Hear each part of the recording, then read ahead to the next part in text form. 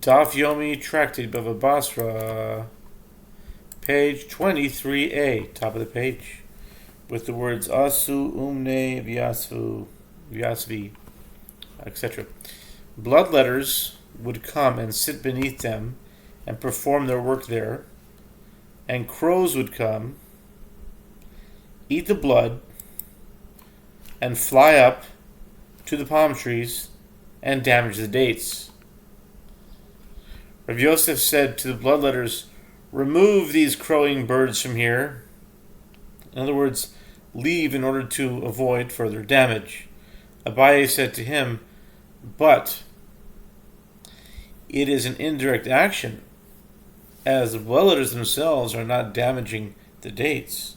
Rav Yosef said to him that Rav Tovi bar Masna said as follows, that is to say that it is prohibited to cause even indirect damage. Abaye said to Rav Yosef, but they have established an acquired privilege to use that particular spot for their work.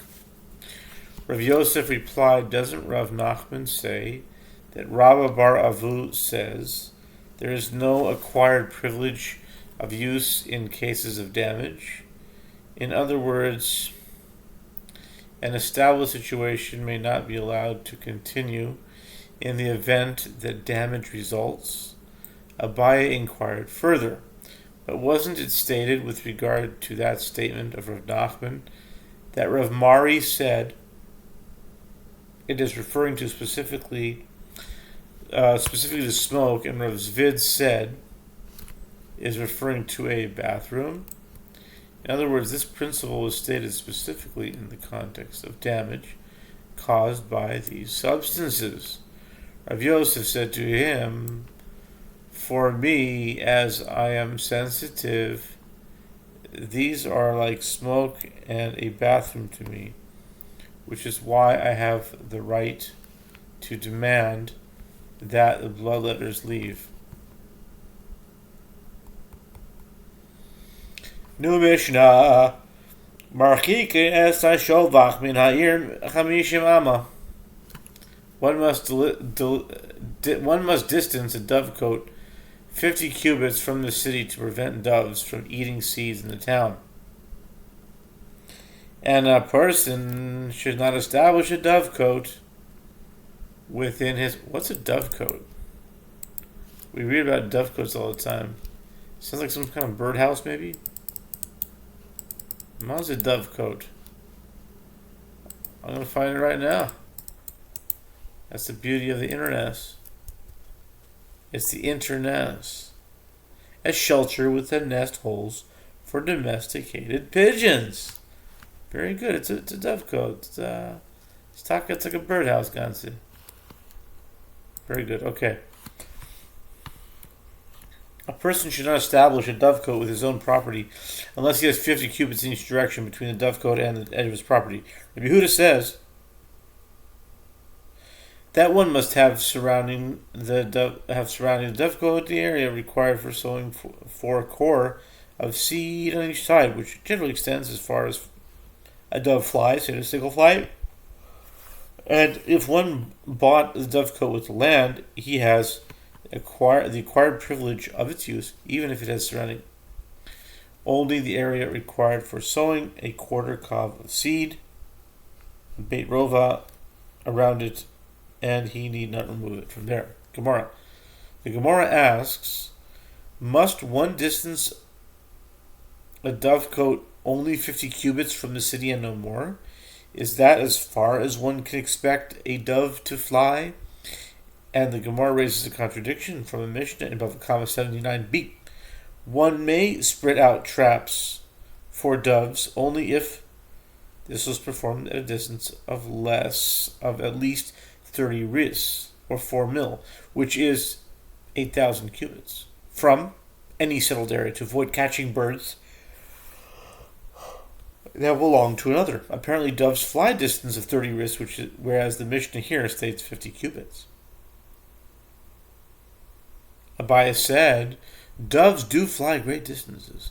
which is why one must avoid catching others' birds by keeping traps 30 reis away from settled areas. But as they eat along their way, their stomachs are filled after a distance of 50 cubits, at which point they will do no more damage to seeds. The Gemara asks, and do they fly only 30% and no more? But isn't it taught in Braita and in a settled area? One may not spread out of the trap even if the area under his control extends as far as 100 mil in each direction. Rav Yosef says that Braita is referring to a settled area of vineyards. In other words, a contiguous region of vineyard and gardens. In that case, the doves pass from place to place, even over a great distance. Rava said, Rove Omar, the Bryce is referring to a settled area of dovecotes, where many dovecotes are distributed. The Gemara asks, and according to Rava, let the Tana derive that one may not establish a new dovecote there due to other dovecotes themselves, as he will trap doves belonging to others. The Gemara answers, if you wish, say that this is referring to his own dovecotes. And if you wish, say it is referring to the dovecotes of a Gentile whose property one is not obligated to protect from harm. Okay, I'm just reading it. Doesn't reflect my own opinion necessarily. And if you wish, say it is referring to ownerless dovecotes. Rabbi Yehuda says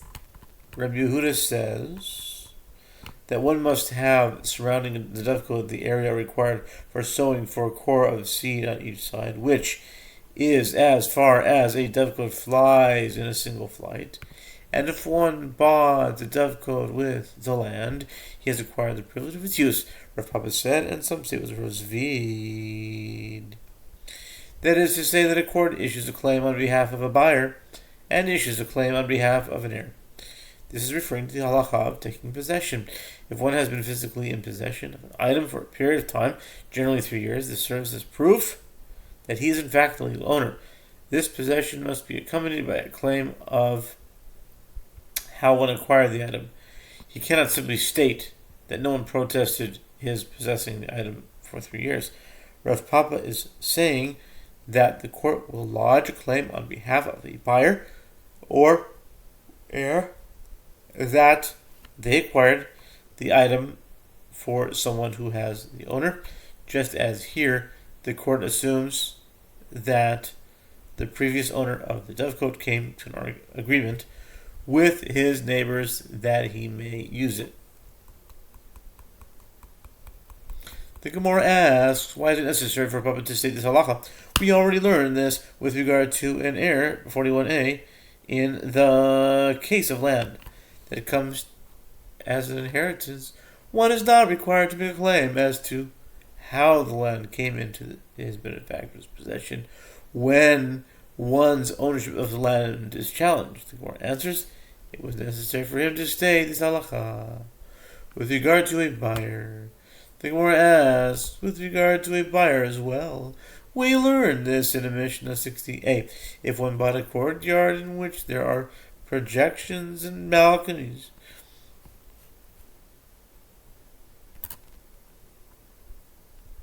a guzrot, guzustrois, extending into public domain, this courtyard remains its presumptive status. In other words, the owner has the acquired privilege of their use, and the court does not demand their removal. The Gemara answers, it was necessary for the Tana of the Mishnah to state this halacha in both cases, as if he had taught us only there. In that Mishnah, one might have said that it applies specifically with regard to a protrusion or a balcony that extends into the public domain, as one can say that perhaps it is a case where the seller had drawn back into his own land before adding the projections and balconies, and they in fact do not extend into the public thoroughfare.